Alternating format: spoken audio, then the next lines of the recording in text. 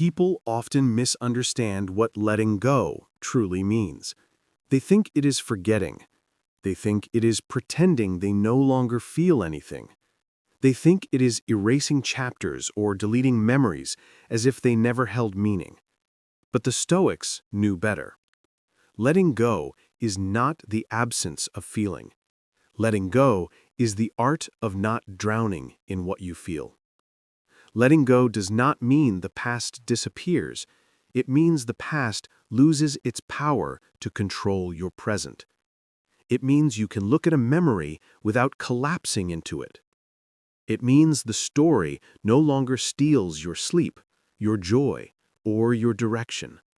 It means you are free to step forward without the invisible strings of old emotions pulling you backward. Letting go is not a rejection of the past. It is a return to yourself. And this is the Stoic way.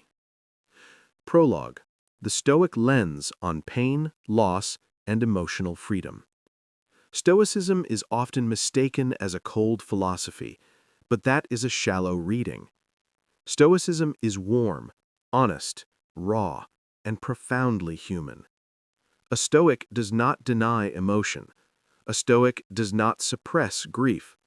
A Stoic does not pretend he is unbreakable.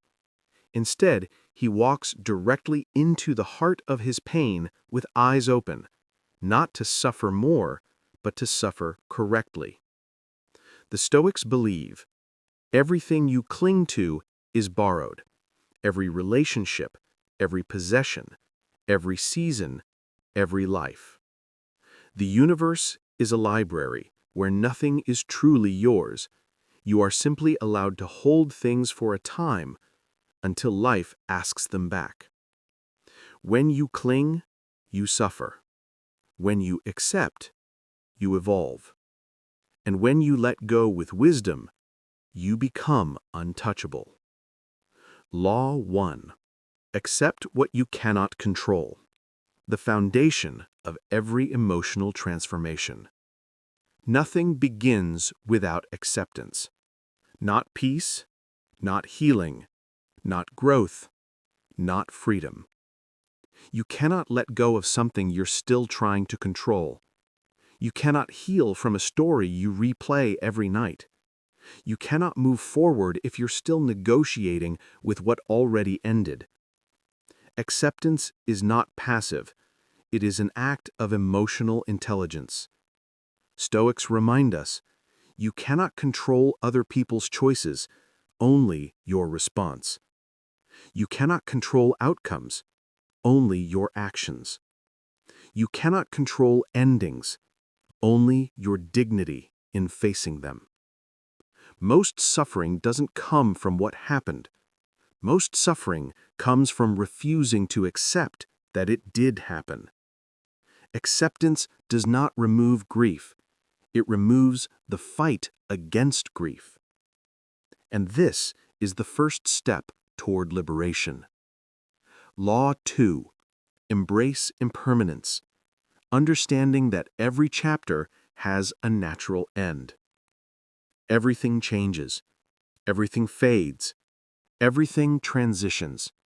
Not because life is cruel, but because change is the way life breathes. The Stoics saw impermanence not as tragedy, but as the very structure that makes life beautiful.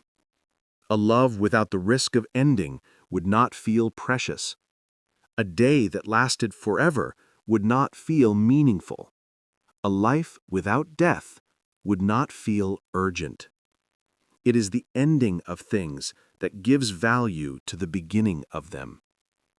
Modern suffering comes not from impermanence, but from the illusion that things should be permanent. The Stoic does not rage against the setting sun. He looks at the horizon and whispers, "Thank you."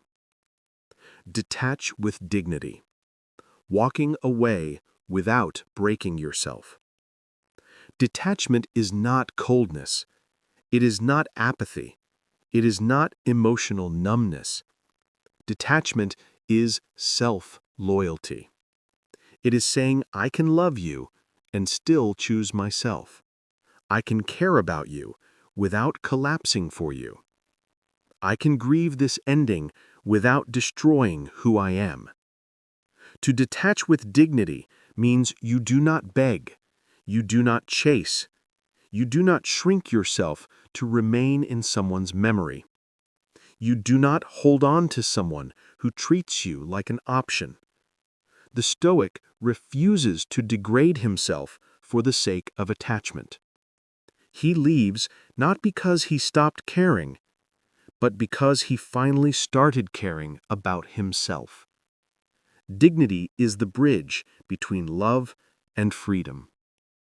Turn pain into wisdom, where the Stoic mind becomes untouchable. Pain is one of the most powerful teachers ever created. People collapse under pain not because it is too heavy, but because they never ask the right questions. Stoics treat pain like a text written in fire. What pattern is this pain repeating? How did I betray myself long before someone betrayed me? What boundary did I ignore? What truth have I avoided seeing? Pain can break you or build you into something unshakable. Every heartbreak expands your empathy. Every loss deepens your gratitude. Every disappointment strengthens your discernment. Every ending clarifies your values. Pain is not here to punish you. Pain is here to prepare you. Don't wait for closure. Create it. The Stoic break from emotional dependence. Waiting for closure is emotional imprisonment. People wait for an apology, an explanation, a return, a conversation, a moment that finally gives clarity. Most of those moments never come. And even if they did, they would not heal you. Because closure that depends on someone else is not closure. It is dependency. The Stoic gathers the truth available, evaluates reality as it is, and closes the chapter himself. Not because he is heartless, but because he understands his healing is his responsibility. The Stoics do not wait for doors to close. They shut them gently, lock them with gratitude, and walk forward with grace. Law 6. Forgive for your peace, not their pardon. The healing that has nothing to do with the other person. Forgiveness is often misunderstood. Forgiveness does not mean that what they did was okay, that you must rebuild the relationship, that you trust them again, that you minimize your pain. Forgiveness means one thing: I refuse to let this memory poison my life. You forgive to soften your heart, not to excuse another person's behavior. You forgive so you don't spend the next 10 years reliving a wound from 10 minutes. Forgiveness is not freedom for them. It is freedom for you. It is the release of emotional debt. Law 7. Release attachment to outcomes. The most difficult but most transformative Stoic practice. Attachment is expecting a specific future. Love is appreciating the present moment. Most people don't cling to people. They cling to the future they imagined with those people. Stoics let go because they understand life does not follow your script. You cannot own people. You cannot freeze moments. You cannot demand permanence from the temporary. So, they love with open hands, and they let go with open hearts. Happiness returns when expectations leave. Law 8.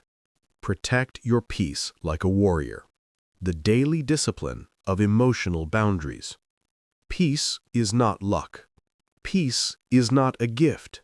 Peace is a disciplined act. You guard your peace by controlling, what you allow yourself to think, who you allow access to your energy, what stories you replay, which memories you feed, which battles you choose, which people you keep in your inner world.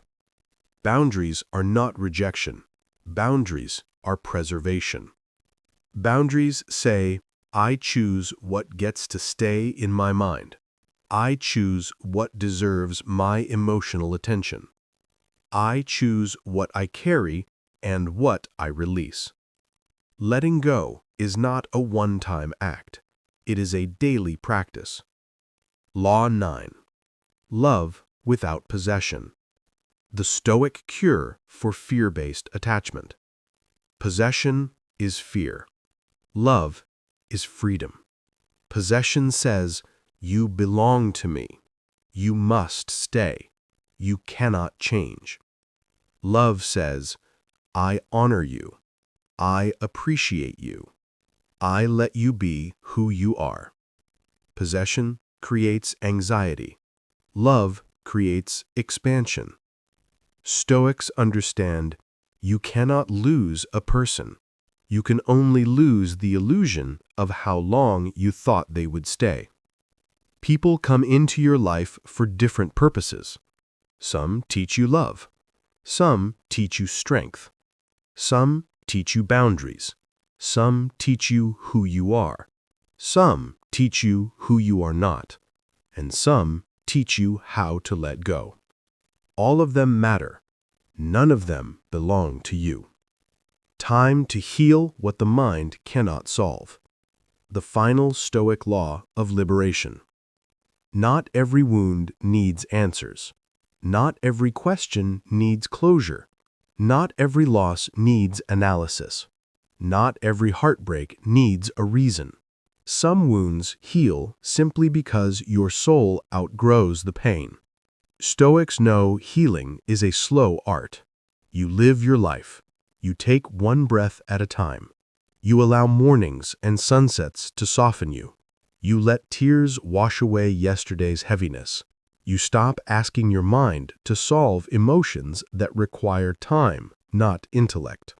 One day, without realizing when it happened, you wake up lighter. The memory still exists, but the suffering does not. This is healing. This is letting go. This is freedom. Closing. Returning home to yourself. Letting go is not forgetting. Letting go is not giving up. Letting go is not the end of love. Letting go is the end of self-harm, the end of clinging, the end of repeating old pain, the end of losing yourself for what already ended. When you let go, you do not abandon your past. You simply stop living inside it. You come back home, to the person you were meant to be before heartbreak shaped you into someone smaller. You return to yourself. You return to your center. You return to your strength. And that return is the most beautiful form of freedom.